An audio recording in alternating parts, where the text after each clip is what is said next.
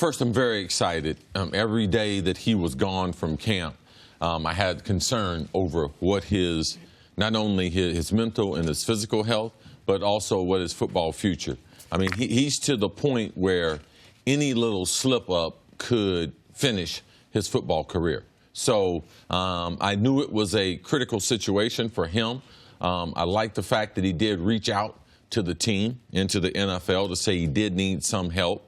I'm still concerned about that, but I do feel better that he is back with the team. We talked about maybe a little over a week ago, and Nick, I think you asked me the question, at this point in their career, Josh Gordon and Dez Bryant, who would you prefer to have? And I would prefer to have Josh Gordon because of the fact of his ability to be able to run.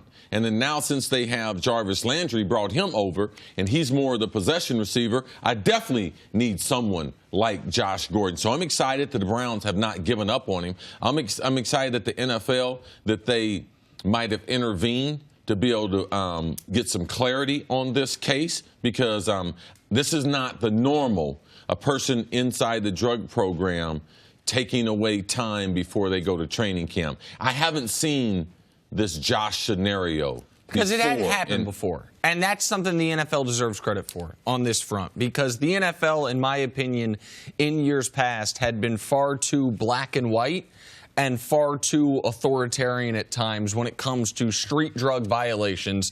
Listen, you have this many failed tests, you miss 4 games. This many failed tests, you miss the season, and indefinitely suspended.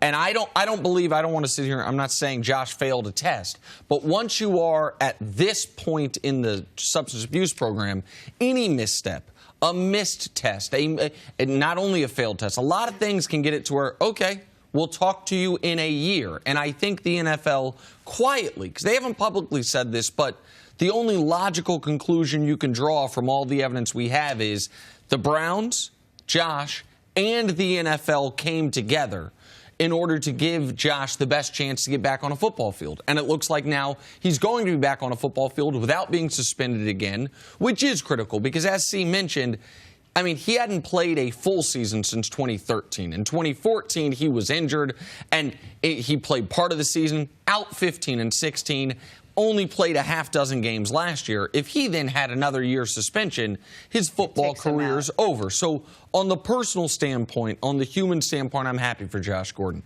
On the football standpoint, you now look at the Browns, just at the wide receiving core for a moment, and it's the basketball team you're always talking about. Njoku can be their center as the big tight end. Josh Gordon, people don't, I don't know if they know this, he's 6'3". He can be he's fast, but he's also a big guy. He can be their power forward. You mentioned Jarvis Landry is their possession guy. And then Antonio Callaway is an interesting slot option, kind of as a point guard, to continue the analogy. Like, you look at the Browns pass catchers, and every box is checked without having to add Dez Bryant, assuming that Josh Gordon continued, now that he's back, that he stays there. Josh Gordon missed a lot of time. So for people that haven't been following closely to where he was when he first came out and how he played, how good can Josh Gordon be? Because you answered very quickly that he's a better option for the Browns than Dez Bryant. Tell people why. Yeah, I still think he's a 1,000-yard receiver. He still has very unique size-speed combination. We've seen in the highlight of the highlight season was 2013 season. He does stuff like that we hadn't seen a big guy do since Randy Moss. Now, he's bigger than Randy Moss from a size bulk standpoint, not necessarily as fast on the deep ball, but his route combination, his ability to be able to make the big play. I mean, he runs beautiful routes, catches the ball with his hands. I mean, he has, I would say, I haven't seen 10 wide receivers in the last 20 years have more talent than Josh Gordon. Not 10. No. Oh. Not 10. He had a stretch in 2013 where in a month, in 4 games of football, with, keep in mind, who's playing quarterback for the Browns, well, at any point in the last 30 years. But in 4 games, he had 770 receiving yards. In 4 games. Like, I mean, he had, I think in that stretch, I think he had 5 touchdowns.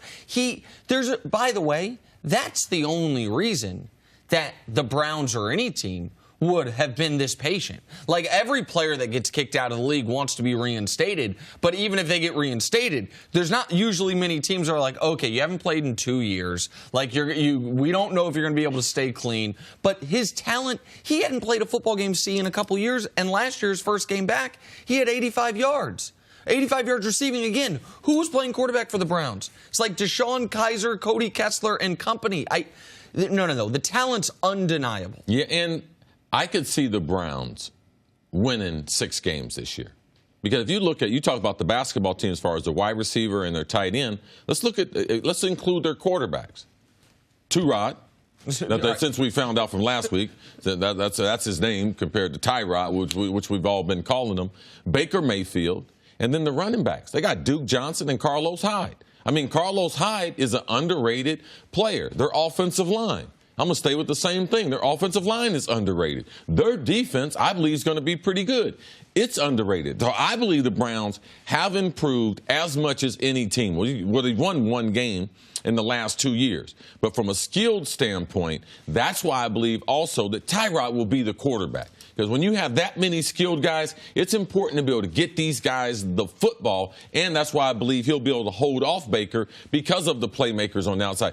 Browns fans, they should be excited because this morning they woke up and they are a better football team that Josh is back with the club. And you can go, I'll go a step further on each position group. You mentioned Carlos Hyde and Duke Johnson.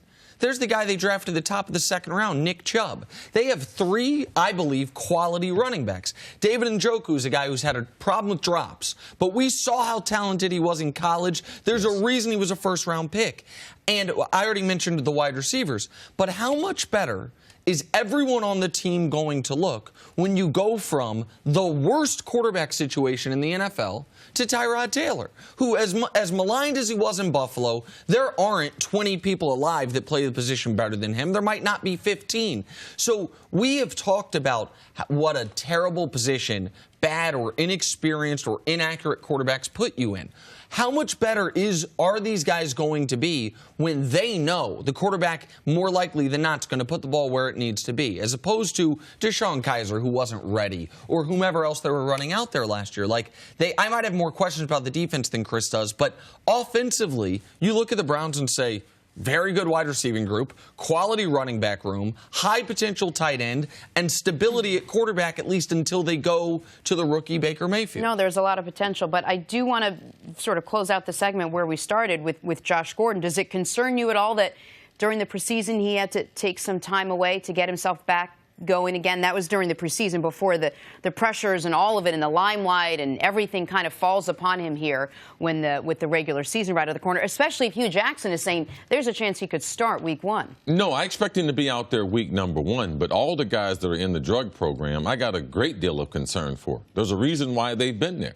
And now he's decided to take some time off, even if it wasn't to deal with a substance or drinking, which I do believe it had to do with one or either of those. I don't believe it was just anxiety. I believe it was something involved, not necessarily what he's been involved of in the past, but I believe you could listen. They don't test you. It's not like you're on probation with the law where they test you for alcohol as they do for some.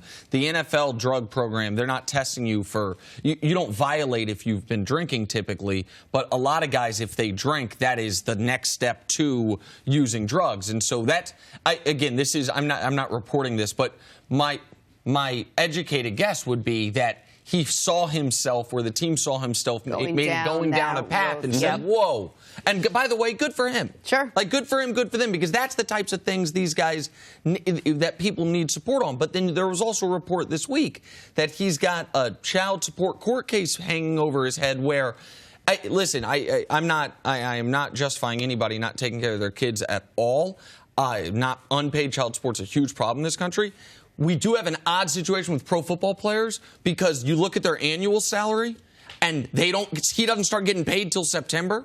And I don't know that the court system, they decree this in June, and it sounds like his representation says, well, you're basing it off his $800,000 salary. He doesn't get a dollar of that until September, but so he has a lot of stresses and pressures on him right now. So I think it'd be very warranted to continue to be concerned. But as long as he's out there, you said one of the, as far as skill set, I think he instantly is one of the 10 best receivers in the league. Like, every time I've seen him play football, he's been that. The question is, can he play football? Can he stay on the field? Absolutely. Exactly. Thanks for watching. Subscribe here to get the latest from the show. Also, be sure to check out more of the best clips from First Things First, or go watch a few segments from our other shows on FS1.